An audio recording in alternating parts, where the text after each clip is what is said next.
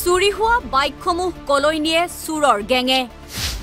7খনকৈ বাইকসহ 3 চুৰক গ্ৰেপ্তাৰৰ পিছতেই পোহৰলৈ আহিছে ভয়ংকৰ তথ্য ৰাজ্যৰ ভিন্ন প্ৰান্তৰ পৰা প্ৰায় দৈনিক চুৰি হৈ আহিছে বাইক কিন্তু চুৰে চুৰি কৰা বাইকসমূহ কি কৰে মহানগৰী জালুকবাৰী আৰক্ষীয়ে গ্ৰেপ্তাৰ কৰিছে 3 গভাইট চুৰক উদ্ধাৰ কৰিছে 7খনকৈ চুৰি বাইক ইয়াৰ পিছতেই পোহৰলৈ আহিছে ভয়ংকৰ তথ্য বাংলাদেশলৈ চালান দিয়ে চুৰি বাইকসমূহ চুৰৰ গেঙে ব্ৰহ্মপুত্ৰৰ বুকুৰে বাংলাদেশলৈ 6খনকৈ বাইক লৈ যোৱাৰ পৰিকল্পনা কৰিছিল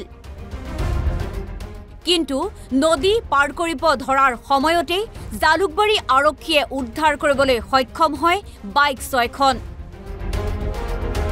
পিছত আৰু এখন বাইক উদ্ধাৰ কৰে ৰাজু মণ্ডল আনাৰুল ইছলাম ৰবিউল ইছলাম নামৰ 3 চুৰক গ্ৰেপ্তাৰ হ্যাঁ আনাৰুল ইসলাম কোৰ পৰা চুৰি কৰিছিলি চুৰি না কৰি হ্যাঁ চুৰি না কৰি কেতিয়াৰ পৰা বাইক চুৰি কামত লিপ্ত আছিল না কোনো লিখতে নেই ঘৰ ক'ত ক'ত ঘৰ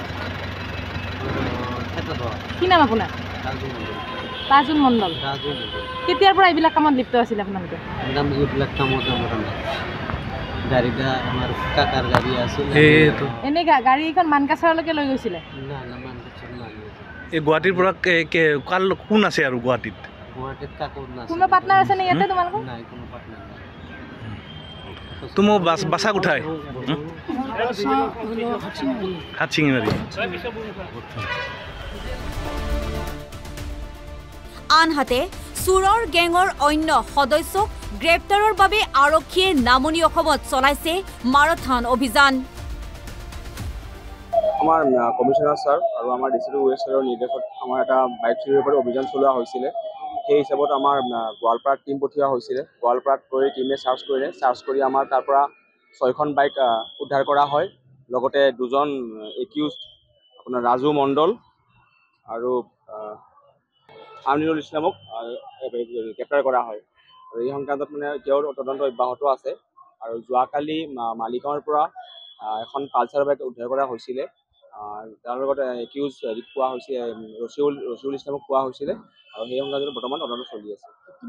তদন্ত অব্যাহত আছে এতিয়াও পাছতখিনি আপোনালোকক জনাই দিয়া হ'ব আৰু বাইক উদ্ধাৰ হোৱাৰ সম্ভাৱনা আছে এতিয়ালৈকে আমাৰ তদন্ত প্ৰক্ৰিয়া চলি আছে উদ্ধাৰ হ'লে আমি জনাই দিম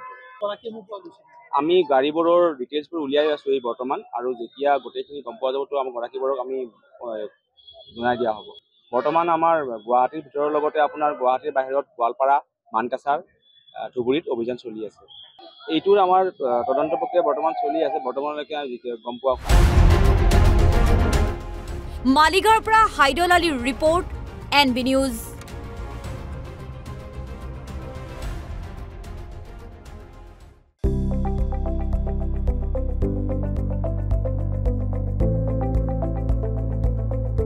NB নিউজ